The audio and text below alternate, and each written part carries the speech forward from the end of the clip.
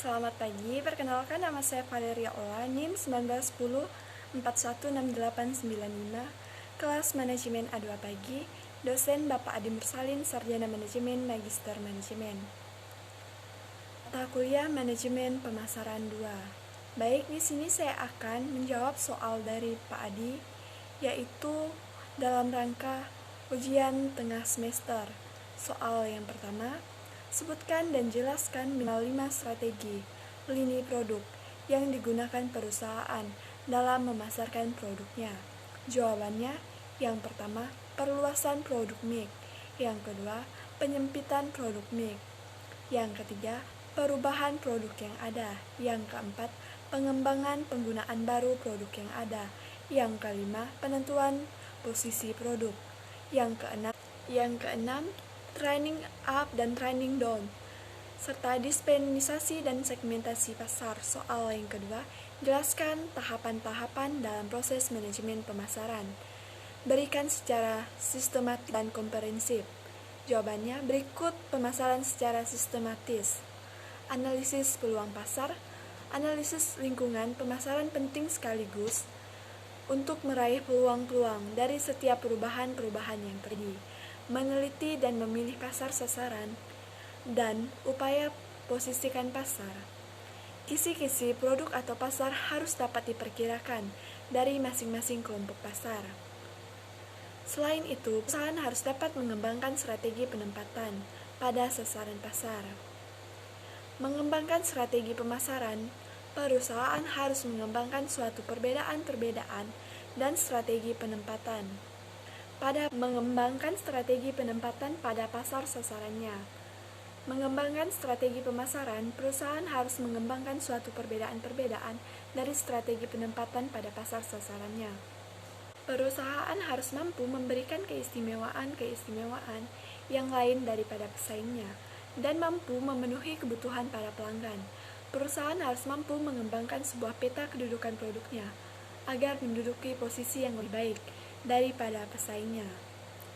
Perencanaan program pemasaran. Strategi pemasaran terdiri atas pengambilan keputusan tentang biaya pemasaran, bauran pemasaran, dan juga alokasi pemasaran.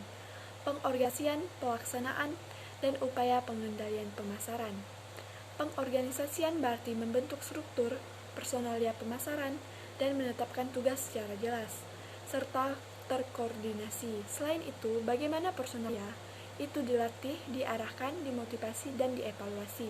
Manajer perusahaan juga menganalisa secara berkala profitabilitas nyata dari berbagai produk, kelompok pelanggan, saluran distribusi, dan besar pesanan. Soal yang ketiga, jelaskan strategi harga dan promosi yang ditetapkan oleh perusahaan dalam rangka meningkatkan penjualan produk perusahaan.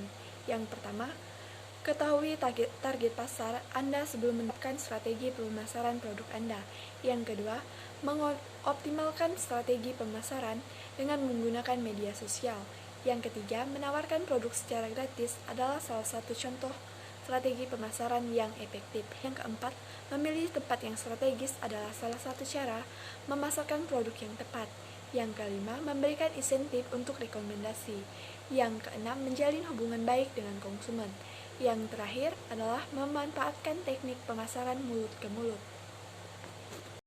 Soal yang keempat, sebelum sebuah perusahaan dapat membuat strategi pemasarannya, perusahaan tersebut harus mengevaluasi kondisi pesaingnya, kondisi internal perusahaan, dan lingkungan eksternal. Jelaskan elemen-elemen internal dan eksternal market environment.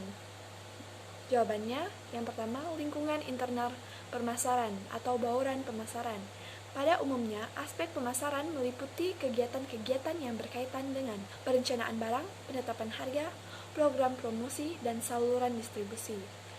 Lingkungan internal non-pemasaran. Aspek non-pemasaran adalah kegiatan fungsional atau organisasional perusahaan selain kegiatan pemasaran.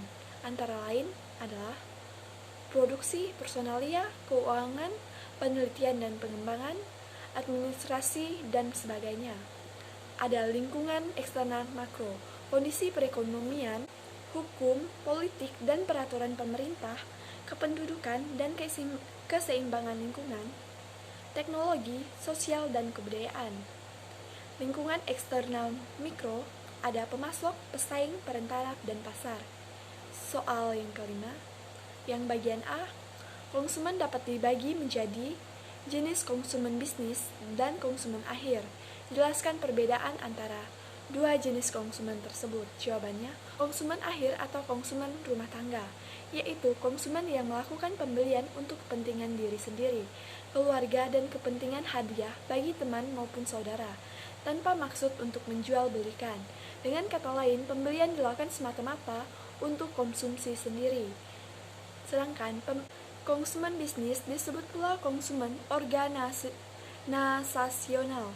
Konsumen industrial atau konsumen antara adalah jenis konsumen yang melakukan pembelian untuk keperluan pemrosesan lebih lanjut, kemudian dijual, disewakan kepada pihak lain, dijual kepada pihak lain atau pedagang, digunakan untuk keperluan sosial dan kepentingan publik, pasar pemerintahan dan organisasi. Soal yang B, sebutkan dan jelaskan 4 faktor yang mempengaruhi proses pembuatan keputusan konsumen atau customer decision process. Jawabannya, motivasi merupakan suatu dorongan yang ada di dalam diri manusia untuk mencapai setiap tujuan tertentu.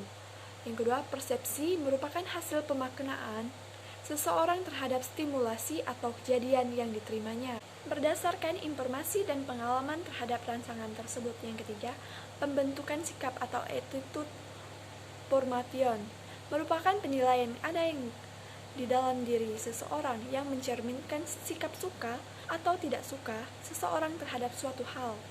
Yang keempat, integritas merupakan kesatuan antara sikap dan tindakan. Integrasi merupakan respon atau sikap yang mengambil atau yang diambil. Selanjutnya ada perasaan suka akan mendorong seseorang untuk membeli, dan perasaan tidak suka akan membuatkan tekad seseorang untuk tidak membeli produk tersebut. Baik, sekian video dari saya atau jawaban dari saya. Atas waktunya saya ucapkan terima kasih dan juga selamat pagi.